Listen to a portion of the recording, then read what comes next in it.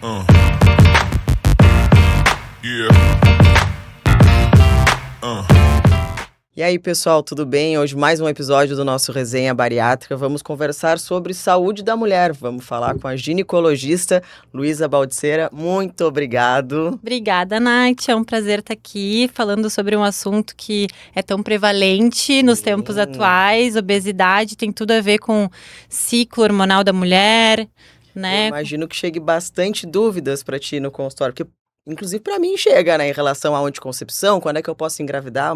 Várias mulheres fazem para engravidar, inclusive a bariátrica, né? Com certeza. Vamos conversar bastante sobre isso hoje, E aí, então. então já vamos começar falando direto de obesidade. Uhum. O que a gente pode ver de diferente ou de alterações numa paciente obesa chegando no consultório?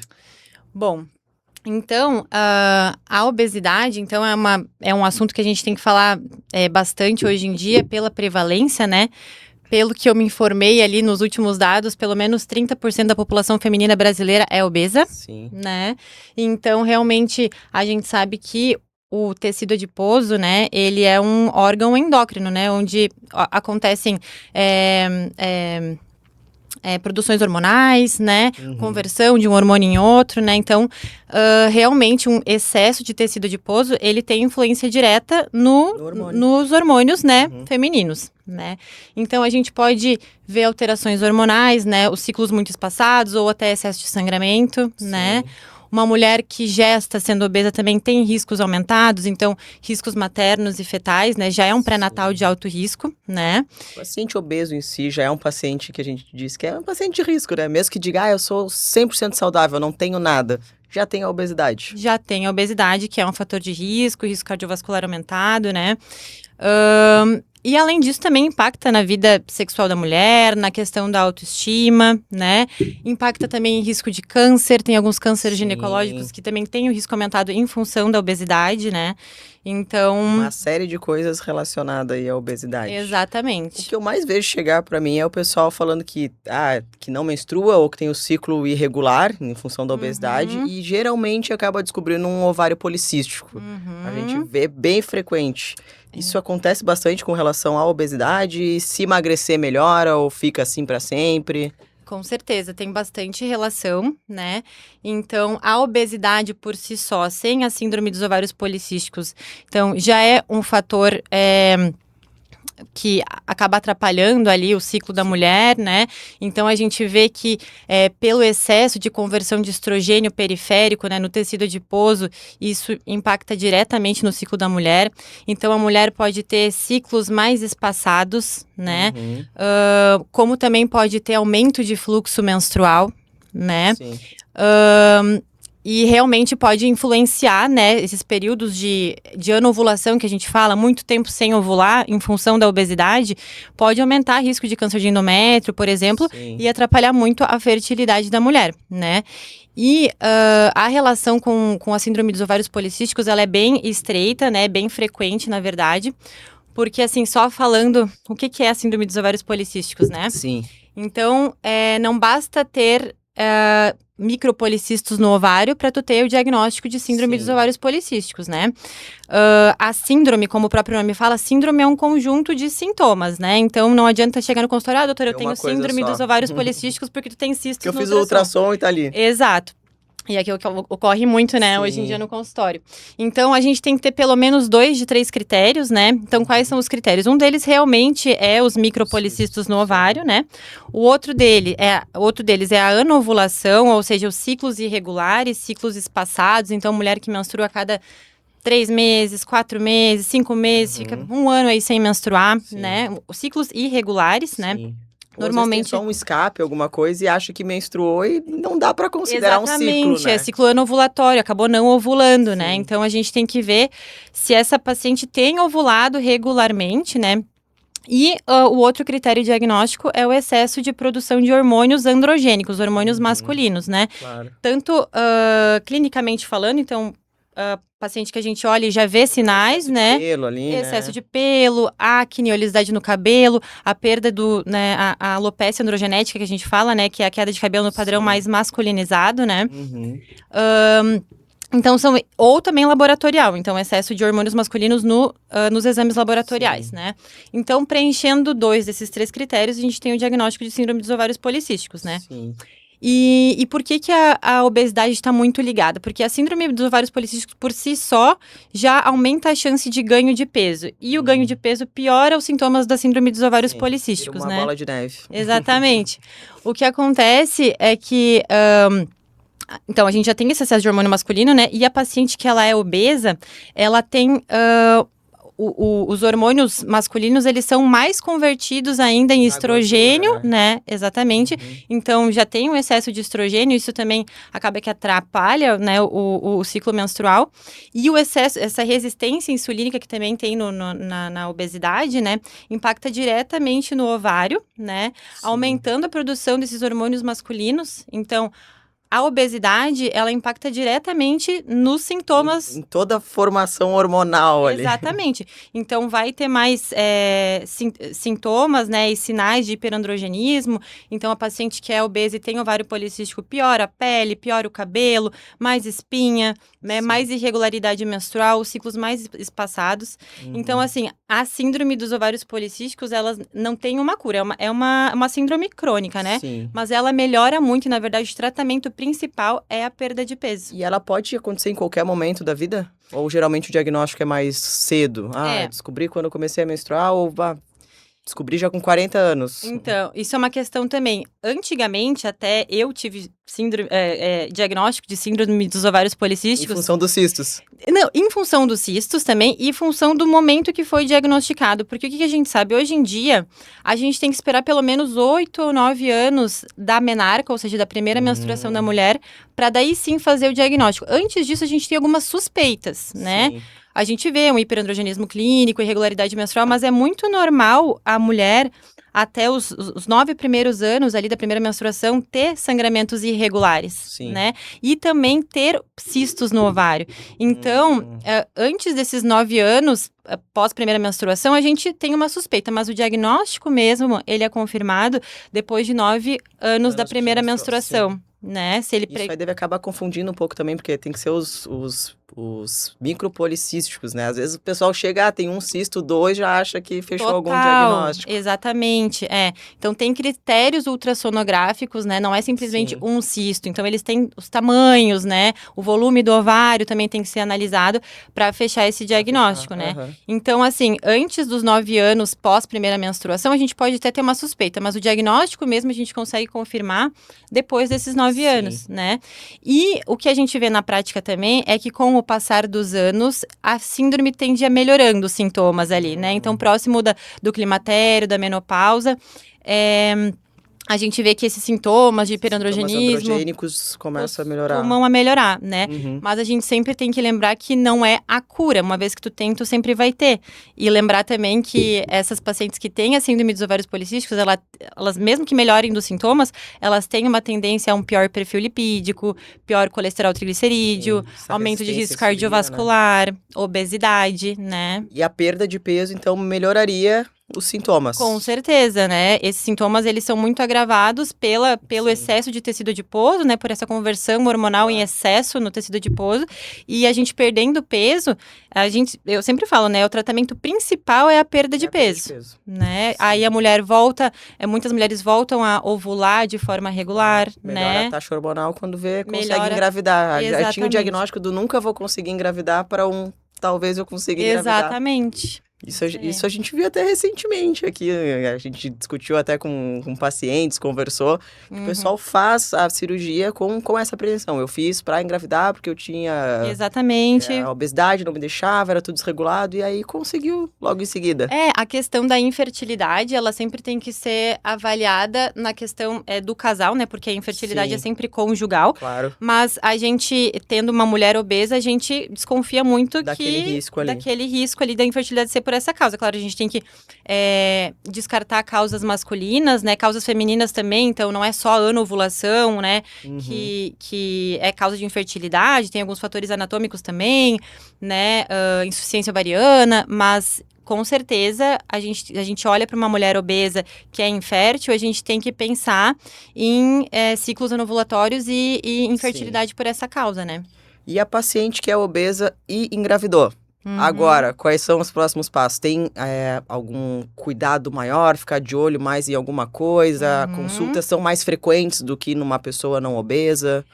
Assim, o pré-natal de uma mulher obesa, por si só, já é considerado um pré-natal de alto risco, né? Então, porque a obesidade, ela causa riscos tanto maternos, né, na gestação, quanto fetais. Então, o que a gente pode ter numa gestação de uma mulher obesa? Aumento de risco de pré-eclâmpsia, né, de hipertensão na gestação, de diabetes gestacional, né? Isso impacta diretamente também, né, na qualidade ali da placenta, né? Isso tem impactos fetais também. Então, um feto que é que é filho de mãe obesa, né?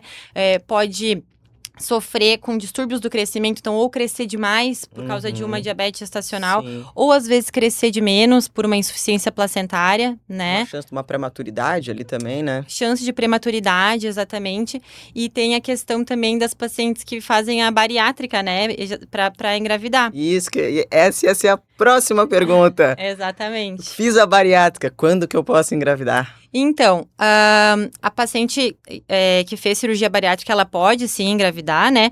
Mas normalmente a gente orienta a respeitar aquele tempo que é o primeiro ano, 12 a 18 meses, né? A gente sempre recomenda no mínimo 1 ano. Isso. O melhorzinho seria ali 1 ano e meio, que já entra naquela fase do platô, já deu aquela Isso, exatamente. desalinhada e realinhada de todos os hormônios e vitaminas. Exatamente. Quando, nesses primeiros meses, nesse primeiro ano, ele pós-bariátrica, então tem um desequilíbrio ali, uma deficiência maior, um desequilíbrio ali hormonal e também de nutrientes, né? Toda a função da dieta também, né? Exatamente. Engravidar nesse período realmente aumenta o risco de parto prematuro, de rotura de membrana prematura, né?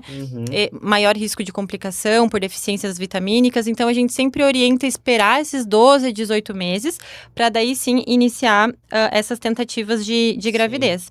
E nesses casos também a gente tem que observar a chance também de deficiências nutricionais. Então, são pacientes que precisam de um pré-natal bem acompanhado, exames mais frequentes, ver, né, avaliar a necessidade de repor alguns nutrientes, algumas vitaminas. Às vezes o pessoal, até mesmo depois desse 1 ano e pouco, né? Faz a bariátrica, já emagreci, tá tudo certo, tudo bem. Nunca mais repôs nada na vida. Aí vai ver, tá anemia, vitamina D lá embaixo, exatamente. Tudo lá embaixo. E engravidar nessas condições, né, claro, perigoso, né? A gente tem que preparar o nosso corpo para engravidar da melhor forma possível, da mais saudável. Independente, né, de ser gordo ou magro. Exatamente. O certo é planejar uma gestação, Com né? certeza. Então, esperar esses 18 meses ali e saber que é um pré-natal que ele vai exigir mais atenção, mais responsabilidade, exames mais frequentes, suplementações que não são tão usuais no pré-natal de risco habitual, né? E a gente tem medicações também que são polivitamínicos, que são feitos para a pessoa que fez bariátrica, que é mais ou menos tudo dosado porque a pessoa vai precisar. E mesmo assim a gente tem que pedir todos os exames e aí tu vai ver e tem que experimentar uma coisa à parte. Com certeza, ali, né? Até porque o consumo dessas vitaminas durante a gestação também ela é maior, né? Então, do tipo da cirurgia também, né? Um certeza. bypass é mais desabsortivo, então às vezes tem que ficar um pouco mais de olho. Exatamente, a gente saber o tipo da cirurgia também é bem importante. O tipo da dieta do paciente também, né? Porque às vezes, é uma paciente que é vegana, vegetariana, então pode ter uma chance maior de ter uma anemia. Então com certeza. Acaba ficando mais de olho nessas coisas também. Mas não só exames laboratoriais, exames de imagem também normalmente são mais frequentes, justamente por esse risco ali de algum distúrbio do crescimento, da circulação, né, da mãe para o feto. Então são exames de imagem também um pouquinho mais frequentes, né? Realmente é um pré-natal que exige mais atenção. E agora, depois que fez a bariátrica, não quero engravidar de jeito nenhum. Quais são os métodos contraceptivos? Porque a gente sempre diz pro paciente que é melhor evitar o contraceptivo oral pela chance de não absorção, né? Exatamente. Na verdade, essa questão do anticoncepcional, ela tem que ser pensada antes da cirurgia, né? Por quê? Porque a gente sabe que, como tu mesmo falou, tem muita mulher que faz a bariátrica para perder peso, para conseguir gestar, para ter uma ovulação mais frequente. Claro. Então, tem muita mulher que, não tô conseguindo engravidar, né? Não menstrua de forma regular, menstrua a cada, 3, 4 meses. E aí, ela faz a bariátrica e nessa perda de peso rápida ali no primeiro ano, começa a ovular. Então, aumenta o risco de tu engravidar no momento que não é o ideal engravidar, como a gente já falou, né? Nesse primeiro... o risco de um sangramento maior também, né? Porque dá uma desregulada. Hormonal, com certeza. Então, a gente tem que pensar no método anticoncepcional mesmo antes da bariátrica, né? Mas, assim, falando no que a gente tem, o que a gente tem que pensar para escolher um método anticoncepcional, né? A questão da absorção, então a gente sabe que as pacientes que fizeram cirurgia bariátrica têm uma menor absorção no trato gastrointestinal, isso pode influenciar na eficácia das pílulas via oral. Principalmente o bypass, que Exatamente. acaba tendo um desvio e aí o estômago fica menor e acaba absorvendo menos. Com certeza, então dá mais escape, mais risco de engravidar. Então, métodos hormonais orais a gente já não indicaria muito. Tem a questão também dos riscos, por exemplo, de trombose, né? Então, a gente sabe, tem muito na mídia se fala sobre métodos com estrogênio, né? Que aumenta o risco de trombose. E a gente sabe que pacientes obesas já têm o risco mais aumentado ali, né? De 3 a 4 vezes mais risco de trombose. E a própria cirurgia também já é um fator que pode aumentar. Tanto que a gente sempre deixa depois um anticoagulante, porque o maior medo que a gente tem é uma trombose. Então, né? São pacientes que já têm esse fator de risco, né? Assim, a obesidade por si só, ela não contraindica o método com estrogênio. Mas é que a gente sabe que a obesidade vem com outros fatores que aumentam o risco cardiovascular e aumenta a trombose. Então, às vezes, a paciente é hipertensa junto, né? Tem esse risco aumentado de trombose. Aí no pré-op já seria melhor, então, já trocar o método com maior risco de... Com certeza, no pré-operatório já. Já ia evitando esses riscos. Então, evitar métodos com estrogênio também, né? E então, o que a gente pensaria mais, né? A gente evitaria tudo via oral e o que a gente tem de métodos que não são via oral, que são de progesterona, no caso, né? Pra gente evitar o estrogênio. A gente tem os DIUs, né? Que são muito bem indicados, então são dispositivos um dispositivo que a gente coloca intrauterino. A gente pode optar pelo DIU hormonal ou o DIU não hormonal, que é o de cobre, né? Depende de como é o padrão do sangramento da mulher, da quantidade de cólica que essa paciente tem, né? Isso tem que ser bem conversado no consultório para escolher o melhor método. Mas existem os DIUs, né? Então, o DIU hormonal, a gente tem o Mirena e o Caelina, né? Que são métodos só de progesterona. O Caelina, ele tem uma duração de 5 anos e o Mirena agora foi aprovado para 8 anos, né? E também tem o DIU, os DIUs não hormonais, que são os DIUs de cobre ou cobre mais prata, né? Não tem hormônio nenhum. Ele age mais como uma barreira de proteção, ele tem um mecanismo mais irritativo da cavidade endometrial, evitando a gestação, né? Outra coisa também interessante de falar... Todos eles dá para ser colocado em consultório, tranquilo. Consultório, a gente pode colocar no consultório, sob anestesia ali no colo do útero, normalmente é bem tranquila a colocação, né? Também, dependendo do que a paciente quiser, também dá para colocar com sedação, no bloco cirúrgico também é uma possibilidade, né? Além disso, de método só de progesterona, a gente também pode optar pelo Implanon, né? O Implanon, ele é um bastãozinho, né, de mais ou menos ali uns 3 centímetros, que a gente coloca na face interna do braço, né, com anestesia local, e ele dura 3 anos e ele também é um método só de progesterona. Também poderia ser usado, né, nas pacientes que fizeram a bariátrica, né? Há um tempo atrás, se falava que ele duraria um pouco menos nas pacientes obesas, teria uma duração de 2 anos, mas recentemente foi revisto ali e em bula ele realmente funciona para mulheres obesas. Isso que eu ia acabar perguntando, porque acaba que o tecido adiposo é maior, se daqui a pouco a taxa de absorção, de hormônio ali é diferente. Era uma coisa que era falada antes, assim, mas até antes de vir pra cá eu dei uma pesquisada melhor e realmente hoje em dia não tem mais essa diferenciação de peso ali, tipo, tá até tantos quilos. Mas existe um método anticoncepcional que é o adesivo, né? Que ele não é indicado para mulheres que têm mais de 90 quilos, né? Nesse caso, ele tem estrogênio e progesterona, então ele já não seria muito bem indicado para uma paciente obesa, pós-bariátrica, em função ali do estrogênio também, não que seja uma contraindicação, mas é uma coisa a se pensar pela questão da adição do estrogênio, né? Então, nesse caso, né, mulheres com mais de 90 quilos, a gente opta por escolher algum outro método, porque a gente sabe que realmente tem uma menor absorção ali do adesivo, dos hormônios do adesivo. Sim. E a gente tava falando dos hormônios e tudo mais, a gente comentou lá no início também de exames. Os exames são os mesmos para uma paciente obesa e não obesa? Porque às vezes o ultrassom, pelo menos que eu vejo, é muito comum pedir ultrassom na gineco, né?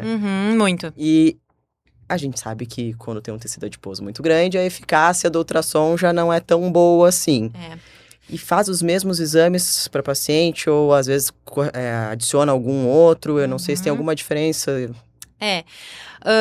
Assim, os exames de rastreio, a frequência que eles ocorrem não difere de mulheres que não são obesas. Então, tu tem que fazer ali o rastreio de câncer de colo de útero, né? O rastreio de câncer de mama anual a partir dos 40 anos, né? A princípio, não tem diferença. Mas o que a gente vê na prática? Que realmente exames de imagem, eles podem ser um pouco menos sensíveis ali numa mulher obesa, né? Pela quantidade de tecido adiposo. Então, o ultrassom transvaginal, às vezes, ele fica um pouco prejudicado, a visualização ali da imagem, né? Dependendo também, se tiver muita gordura visceral, com certeza vai atrapalhar. Isso a gente vê bastante até na cirurgia, né? Exatamente, mas não é por isso que a paciente não deve fazer. Justamente porque a gente sabe que a paciente obesa, ela tem o risco aumentado de alguns cânceres ginecológicos. Então, não é porque não é tão bem visto ali... Que vai ser ignorado, que não vai ser ignorado. Então, a gente pode adicionar alguns outros métodos de imagem para, né, se a gente tem alguma dúvida, para ser mais fiel. Então, daqui a pouco, se a gente ficou com alguma dúvida ali no ultrassom transvaginal, talvez solicitar uma ressonância, né? Às vezes acontece também da paciente, já não tenho relação há muito tempo. Às vezes a gente sabe que isso impacta bastante na autoestima, obesidade, tudo. Então, não tenho relação, não vou fazer os exames de rotina. E eu pego muito isso no consultório, só que isso é um absurdo, porque... O pessoal de mais idade também, eu já tenho, já sou idosa, não tenho relação, e aí... E não quer dizer, na verdade, né, o fator de ter relação ou não ter relação independe. Com outros tipos de câncer, né? Acho que o pessoal fica pensando só em DST e esquece de um endométrio, de um ovário. Exato, do câncer de colo de útero. Então, são exames de prevenção. Então, é o que eu sempre falo. Aí elas chegam, mas eu tô faz 4 anos, mas é que eu não sinto nada. Mas é justamente porque tu não sente nada que tu tem que vir. Porque é um exame de rastreio. Porque esses tipos de câncer, se tu diagnostica quando tu tem sintoma, é porque o negócio já tá muito avançado. Sim. Então, a gente precisa diagnosticar antes dos sintomas. Então, tem que fazer o rastreio de câncer de colo de útero anual, tem que fazer o rastreio, né, de câncer de mama anual a partir dos 40 anos, né? Justamente para evitar que os sintomas apareçam, porque quando os sintomas aparecem já pode ser tarde demais. Aí já tá um pouquinho mais avançado, provavelmente. É difícil também dar sintomas. Exatamente, um câncer de colo de útero, por exemplo, né? Até atendi no ambulatório SUS essa semana mesmo. É uma paciente... 45 anos, mais ou menos, fazia uns 10 anos que não fazia o preventivo. Caramba! Porque eu tenho... Meu marido é parceiro fixo, eu sou casada há mais de 20 anos, eu não tenho sintoma nenhum, enfim. Às vezes a lesão tava ali incubadinha, Fui quietinha. fazer o preventivo dela depois de 10 anos, porque ela veio por outro sintoma, ela veio por sintomas climatéricos, mas aí tem que fazer deixar todos os rastreios em dia, né? Coloquei o espéculo ali, uma lesão gigante de câncer, né? Então, assintomática, né? Numa mulher jovem, numa mulher que era casada há 20 anos. Poderia ter descoberto já, e às vezes... No inicinho. Porque às vezes a lesão tá ali incubada, quietinha, não deu sintoma nenhum, tu descobre ela quando ela tá microscópica, e o tratamento é muito mais tranquilo. Muito mais tranquilo, né? Claro. Evita tu passar por uma quimioterapia, uma radioterapia, uma braquiterapia, né? Uma cirurgia também, Uma cirurgia, exatamente. E quais são os maiores riscos de câncer que a gente tem associado à obesidade? Então, isso é bem importante ser falado também, porque... E não associado à obesidade também, né? Falando para todas as mulheres também, deixando bem claro. Senão o pessoal vai já... Porque eu não sou obesa, então tá tudo certo. Exatamente. Só por ser mulher, tu já tem uma chance de câncer de mama, de endométrio, de colo de útero, de ovário, né? A gente tá vendo cada vez mais, né? E cada vez mais paciente jovem tendo algum tipo de câncer, né? Justamente porque a gente vê a obesidade também crescendo. Então, tá muito relacionado uma coisa a outra. Sim. Então, a gente sabe que a obesidade é um dos principais fatores de risco para o câncer de endométrio. A mulher que é obesa, na menopausa, tem cerca de 3 ou 4 vezes mais de desenvolver câncer de endométrio. Justamente porque, aquilo que eu tinha falado anteriormente, a mulher produz muito estrogênio periférico na gordura, né? Quanto mais gordura, mais estrogênio periférico, tu faz a conversão ali. E o estrogênio, ele age nos nossos tecidos de forma proliferativa. Então, prolifera muito células do endométrio, né? Isso aumenta o risco de câncer de endométrio. E o câncer de endométrio, no início, ele pode ser assintomático, né? Então, também a importância do exame ginecológico anual, principalmente nessas mulheres obesas, né? E, além disso, a chance de câncer de mama também ela é aumentada. Então, um dos principais fatores de risco de câncer de mama é a obesidade. É a obesidade. E, inclusive, falando, às vezes, a paciente chega assim, uma paciente obesa, sei lá, no climatério. Ah, não, mas eu não quero iniciar terapia de reposição hormonal porque aumenta o risco de câncer de mama. Na verdade, a gente vê que a obesidade, ela aumenta mais o risco de câncer de mama do que uma terapia de reposição hormonal, se bem indicada, né? Ela chega a aumentar 1,5 vezes mais a chance do câncer de mama. E daqui a pouco se tu tem uma lesão pequena, como se for muito obesa, alguma coisa assim, fica difícil uma palpação daqui a pouco de um linfonodo, se tu vê uma lesão. Com certeza, e o que eu mais vejo é isso aí, ai não, e aí, tá com os teus exames de mamografia em dia? Não, mas é que eu não faço porque eu acho que... não sinto nada. Não sinto nada, eu sempre me palpo no banho, não sinto nada, não tem nenhuma secreção saindo pelo meu mamilo, tá super bem, né? Na verdade, assim, a maioria das doenças, dos cânceres de mama, na verdade, nem são palpáveis. Sim, ou às vezes a gente pode se enganar muito, né? Porque, pô, tu vai fazer um autoexame ali numa mama muito densa, com muita gordura, tu vai palpar ali um fibroadenoma, uma bolinha de gordura, um cisto que seja, tu vai achar que tá com tumor também, Exatamente, né? Então essa questão da palpação, às vezes ela dá uma enganada. Então a gente precisa fazer o exame de imagem, né, de rastreio. E as mulheres obesas têm que saber que elas têm, sim, risco de câncer aumentado, né? Esses ginecológicos, então câncer de endométrio, câncer de mama. O câncer de ovário não está muito bem estabelecido a relação, mas ele pode, sim, aumentar também. Sim. Aí tu comentou do climatério, fazer reposição hormonal, essas coisas aumentam, tem alguma diferença no paciente obeso, não obeso, em função de aumentar um risco de trombose daqui a pouco? Isso, Então, assim, a obesidade por si só, ela não é uma contraindicação para a terapia de reposição hormonal. É isso que eu ia perguntar. O que tem de contraindicação, mãe? Então, aí o que tem situações que estão relacionadas à obesidade que sim podem contraindicar. Então, uma paciente obesa que já teve uma trombose, né? Trombose contraindica a terapia de reposição hormonal. Uma paciente obesa que teve câncer de mama, então, contraindicação formal, né? Um câncer de mama prévio. Sim. A gente sabe que tem mais risco mesmo, né?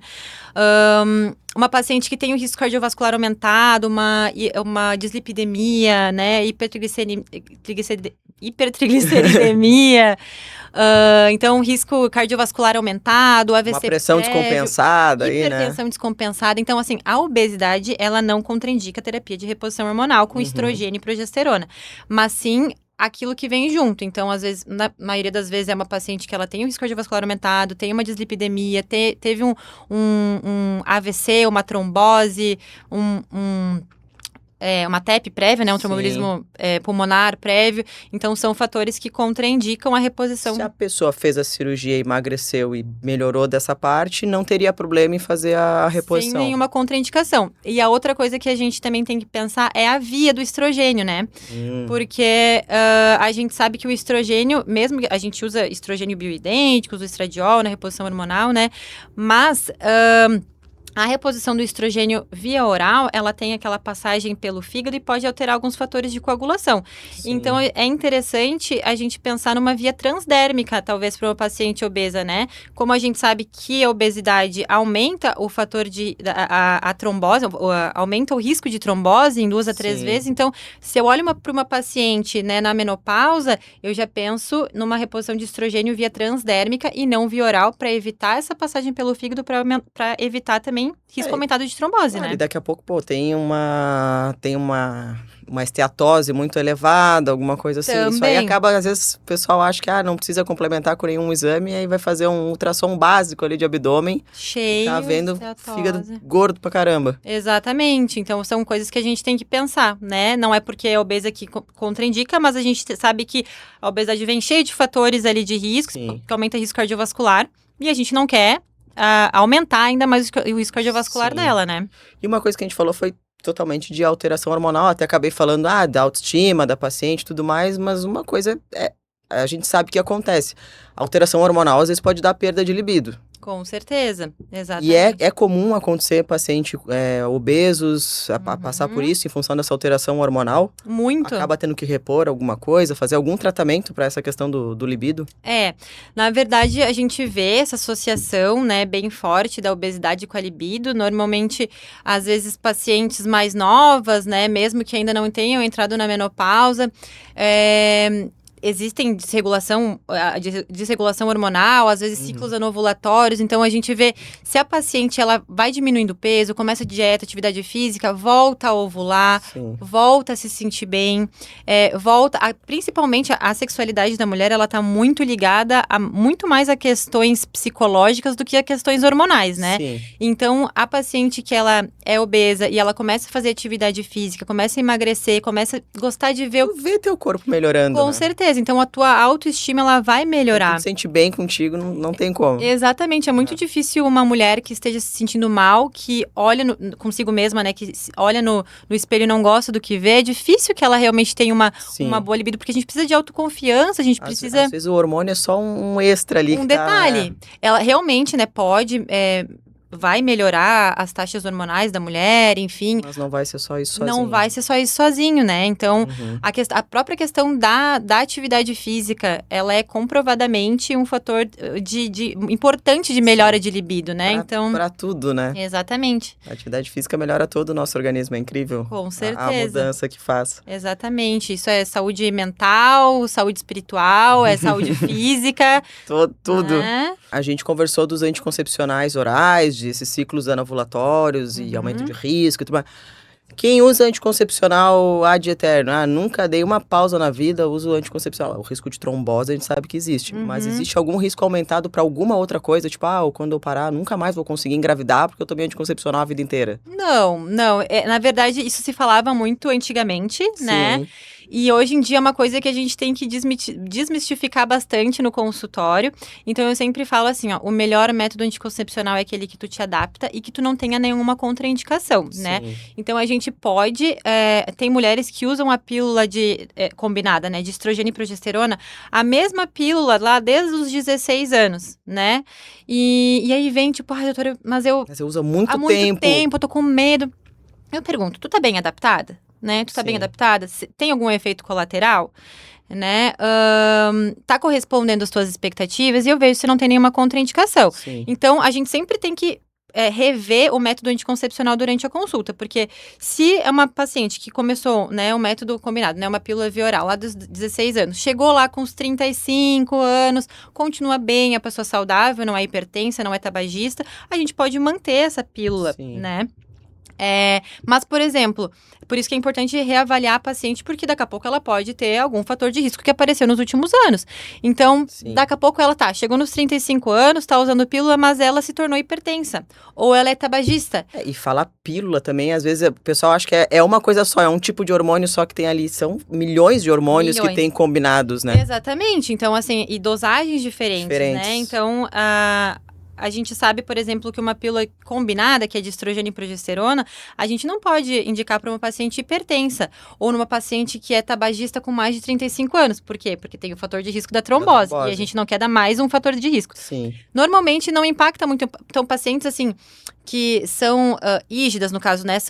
Tem uma boa saúde física, não é obesa, não é hipertensa, não tem problema tu usar a pílula combinada, né? Mas agora, se a gente, nessas consultas de rotina, detecta algum fator de risco, então a gente prefere trocar essa pílula.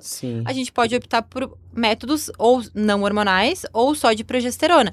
Então, a gente pode... Existem pílulas via oral que são só de progesterona, né? Então, a gente pode trocar a pílula, por isso que é importante... E a eficácia para não engravidar é a mesma? É a mesma, porque, na verdade, é a progesterona da pílula, né, do método anticoncepcional, que vai atuar para tu não engravidar, né? O estrogênio que ele é colocado na pílula, ele é mais para controle de fluxo, controle de sangramento.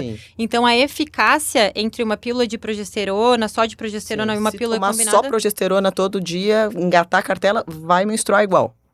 Não necessariamente, não necessariamente. Então, assim, ela vai controlar o sangramento, mas é que o estrogênio, ele controla melhor. Então, a gente sabe, por exemplo, assim, ó, paciente que toma pílula só de progesterona, né, contínua. Muitas mulheres, elas obtêm amenorreia, ou seja, fica sem menstruar, mas é muito comum da gente ver também alguns sangramentozinhos de escape, e isso é comum de acontecer do método. Aí vem a paciente e fala assim, mas doutora, tu trocou minha pílula antes... Tô sangrando igual. Tô sangrando... Aí, por isso a orientação é muito importante, né? Porque toda vez que eu troco um método de estrogênio, porque eu vejo que tem alguma contraindicação ali o estrogênio, e passo para um método só de progesterona, seja ele via oral, ou seja ele um DIU ou Implanon, eu explico. Por não ter estrogênio no método, talvez tu não vá ter um controle tão bom do teu sangramento. Sim. Então, daqui a pouco, ali no meio da cartela, pode ser que ela tenha uns 3, 4 dias de sangramento, né? E todo organismo é diferente, né? Pode ser que mesmo tomando estrogênio, uma Tenha pessoa não também. menstrua, a outra vai sangrar a cada 3, 4 meses. Às vezes até com o DIU, né? Eu vejo pelo menos amigas que relatam, não, desde que eu coloquei o DIU faz 3 anos que eu não menstruo. Exatamente. E outras, às vezes, tem Que escape no meio do caminho. Exatamente. Mas o que eu sempre falo é que, por mais que a gente esteja mudando para um método só de progesterona, a eficácia anticoncepcional, ela não é alterada, tá? São ótimos métodos anticoncepcionais, mas pode ser que às vezes tenha um sangramentozinho de escape, isso não significa que o método não está sendo eficaz para proteger contra a gravidez. É que realmente é uma coisa que a gente vê mais frequente em pacientes que usam o método só de progesterona. Sim. E aí, aqui tu tinha me perguntado da questão, por exemplo, da fertilidade, né? Porque isso aí, pelo menos antigamente, era a maior fake news do planeta. Quanto mais tempo de anticoncepcional eu usar, mais difícil vai ser eu engravidar depois que eu parar. Não, na verdade, não é o que a gente vê na prática, né? A gente sabe que, por exemplo, o paciente que toma muito tempo pílula anticoncepcional, ela tem o eixo lá, aquela informação que o cérebro manda pro ovário, ele fica suprimido enquanto a paciente está usando, né? E pode ser que quando ela queira engravidar, nesse momento que ela parar, pode ser que ela demore um pouquinho para restaurar os ciclos regulares. Então, pode ser que às vezes demore 2, 3, 4 meses para voltar a ovular de forma normal, né? Mas isso não significa, por exemplo, eu entrei numa menopausa precoce por causa do anticoncepcional. Não. Existem outros fatores que são muito mais relacionados, né?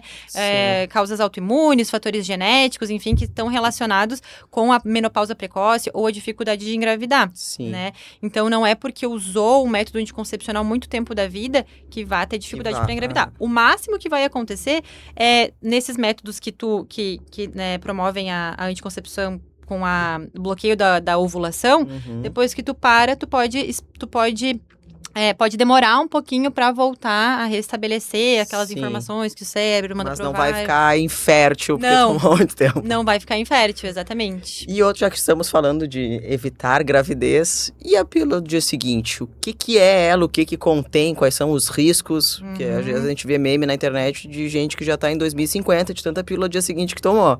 Quais são os riscos que isso aí pode acontecer? Então, a pílula do dia seguinte, né, que é de levonorgestrel, então é uma pílula que o ideal é que se tome ali nas primeiras 72 horas no máximo da relação sexual desprotegida. Na verdade, o ideal é que a gente não tome a pílula do dia seguinte. O ideal é que a gente escolha um método anticoncepcional adequado e seguro. Evite de outra forma. Exatamente. Mas caso, né, isso ocorra, o orientado é que se tome ali nas primeiras 72 horas pós relação sexual, né? Depois disso, realmente diminui a eficácia. E a quantidade de hormônio que existe ali nesse comprimido, ele é bem grande. Então, é muito comum a paciente tomar essa pílula e depois descompensar totalmente o ciclo, né? Então, tu vai dar muito hormônio de uma vez só para paciente e isso vai ter alguma repercussão nos ciclos seguintes, né? Eu acredito que aumente também o risco de trombose e tudo mais. Exatamente, então, né? O tipo de paciente que tá usando tem que saber o que tá usando, Exatamente, é uma bomba de hormônio ali que tu tá dando, né? Eu já vi caso, claro que é raro acontecer, mas que toma pílula do dia seguinte toda semana. Sim. Né? E aí tu imagina a bagunça hormonal que não vai ficar nessa mulher, né? Sim. Então, sem dúvidas, o melhor é sempre tu escolher um método anticoncepcional que seja eficaz, né? Sim. Se tu esquece de tomar, porque o que acontece normalmente, esqueci de tomar, então talvez o melhor método anticoncepcional pra ti seja um LARC, que a gente fala que são aqueles anticoncepcionais de longa duração. Sim. Tu não precisa lembrar. Os injetáveis também, né? Injetáveis, o Dilmirena, Dil de cobre, Implanon, anel vaginal, né? Adesivo. São, pelo menos, tu não precisa ficar lembrando ali todos os dias, né? E se a pessoa esqueceu, eu tomo todo dia de manhã, eu esqueci. Quanto tempo que eu tenho para tomar para isso ainda manter a eficácia? O ideal é que nas primeiras 24 horas ali, o momento que tu lembrar, tu já toma, né? Porque tem muita mulher que, esqueci de tomar, então vou tomar só de manhã. Não. Agora então, assim, lembrei, tomo todos os dias de manhã. É de noite e eu, esqueci de tomar de manhã. Toma de noite, né? E se acontecer de lembrar só no outro dia, toma os dois juntos no outro dia. Tá. tá? Não deixa de tomar, toma os 2 juntos no outro dia. Lembrei 2 minutos antes do horário, toma os 2 juntos, exatamente. Só não é pra esquecer 7 dias e tomar 7 comprimidos. Exatamente, né? Se esses episódios de esquecimento, né, se tornam frequentes, né, cada vez mais, a eficácia da pílula anticoncepcional, ela vai diminuindo. Sim. E aí, talvez associar ali, talvez não, né, com certeza associar o preservativo, né, uma dupla proteção na hora da relação sexual é bem mais prudente. Agora, outra curiosidade que me surgiu é quando que a gente começa esse acompanhamento ginecológico? É quando eu comecei a menstruar, é quando começou a me surgir um pouco de mama, é quando eu comecei a ter relação sexual, quando é que começa isso? Assim, num geral, tá? Bom, então, o acompanhamento ginecológico, eu acredito que ele tem que ser feito ali antes da primeira relação sexual da paciente, né? Tem algumas pacientes que acabam começando até antes, em função, né, de alguma puberdade precoce, dos pelinhos aparecerem antes do que é para aparecer, ou um sangramento, né, que não é esperado antes do tempo. Eu mesmo comecei por sangramento irregular. Eu tive uma menstruação, daqui a pouco eu tive outra, daqui a tantos meses, o negócio todo regulado, mesmo falou, não, vou levar porque não deve ter alguma coisa certa aí. Exatamente, então essa é uma das queixas bem frequentes, né? É raro a gente ver os pais levarem antes da primeira menstruação, né? Sim. Eles encaram a primeira menstruação como o início da vida ginecológica da mulher. Mas, na verdade, o ideal é conhecer a ginecologista até antes disso, até para ter uma explicação. Ó, como é que funciona a menstruação? O que tu tem que esperar? O que a menstruação significa? Falar sobre métodos anticoncepcionais também, né? Sim. Mas o que a gente vê na prática é que depois da primeira menstruação que as mães costumam a levar. Né? Então, é muito importante para esse esclarecimento, né? Para a gente também fazer um exame físico, ver se tem alguma normalidade, ver como é que é a mama, os pelinhos, né?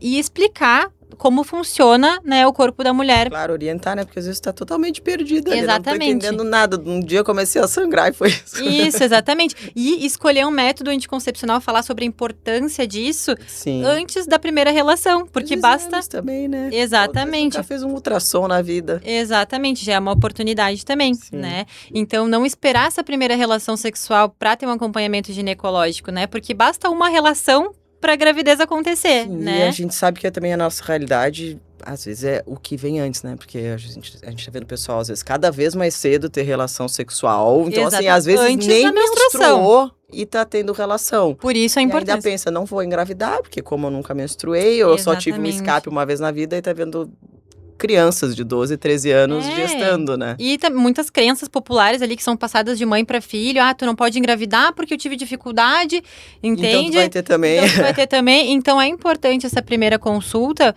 pra gente explicar, né? Sobre como é que funciona a questão do sangramento, da ovulação, métodos anticoncepcionais, doença sexualmente transmissível, que eu sempre falo para as pacientes ali que, né, a doença sexualmente transmissível, ela não tem cara, então tu não olha para uma pessoa e sabe se ela tem ou não. Às vezes o pessoal também só pensa em HIV, né? Às vezes a gente vê, e como existe o PrEP, eu uso PrEP, então tá tudo certo. Mas, pô, o que existe de doença rolando por aí, né? Exatamente, são coisas que são assintomáticas às vezes, né?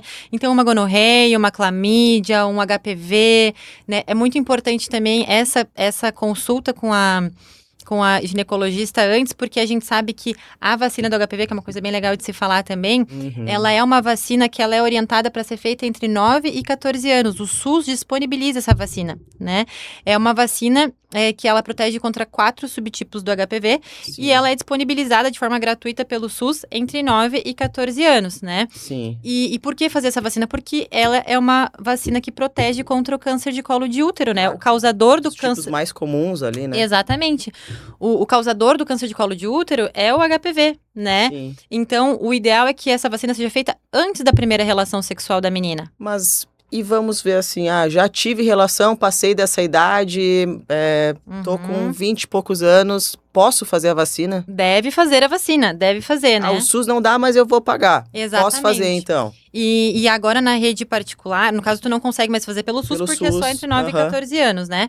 Mas na rede particular, existe a vacina Gardasil, que ela é nonavalente, então ela protege contra 9 tipos, mais tipos ainda de HPV, né?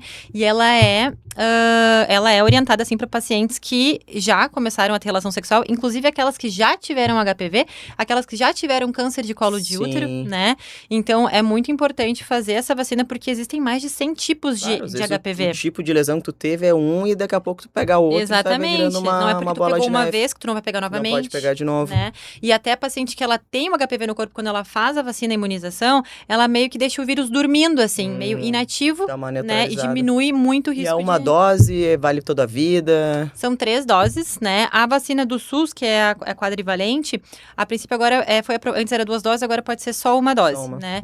Mas a nonavalente, que é essa disponibilizada no particular, são 3 doses. É uma dose, o intervalo de 1 mês, outra dose, e o intervalo de 6 meses, outra dose. Eu fiz há muito tempo, eu tinha 13, 14 anos, em seguida que lançaram, a mãe levou pra fazer e na época era 2 doses. Aí agora então pode ser só uma, tá mais fácil ainda e há de eterno, não precisa repetir depois a princípio. Até então, com as informações que a gente tem até hoje, não precisaria repetir. E tem alguma idade limite da consulta ginecológica, assim, não precisa mais ir, tá tudo certo, ou enquanto estiver viva, enquanto estiver... Exatamente, então assim, enquanto estiver vivo é importante fazer, né?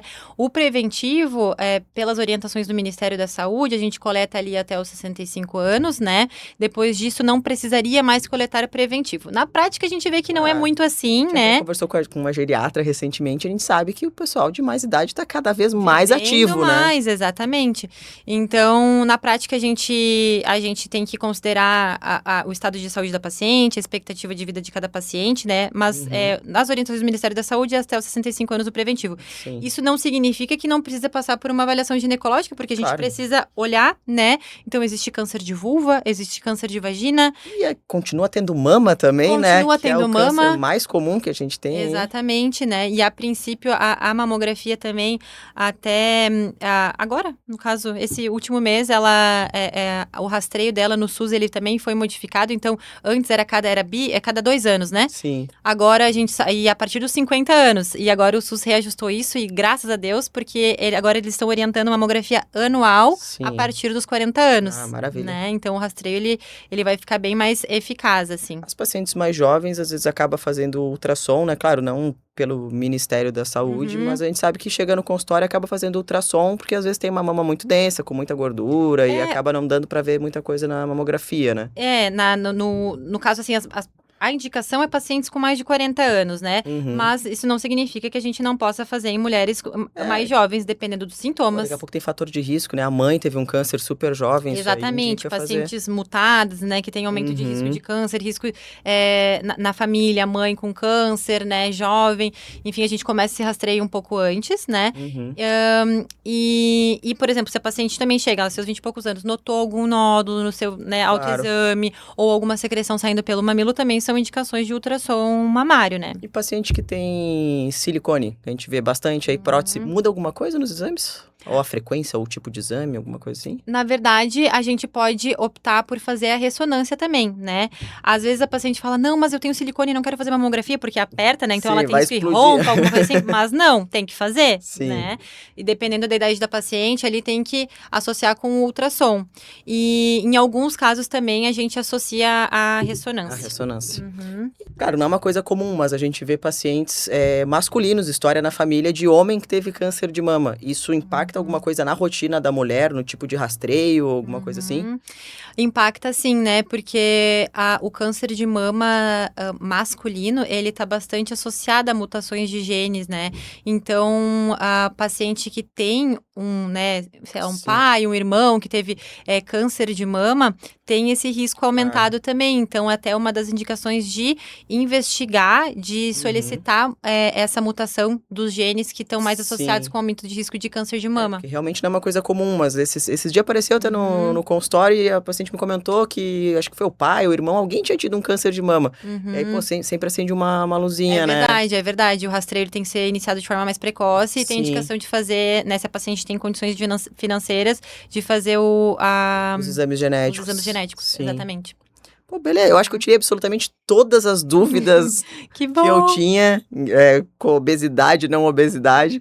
Muito obrigado por todos os Nath. esclarecimentos. Foi um prazer estar aqui, um prazer mesmo. A Nath é minha amiga de tempos da faculdade, ainda se formou uns anos antes de mim. Compartilha memórias e amizades, então é um prazer estar aqui agora aqui em contigo. Floripa, né? Exatamente. Muito Obrigada, obrigado. Nath.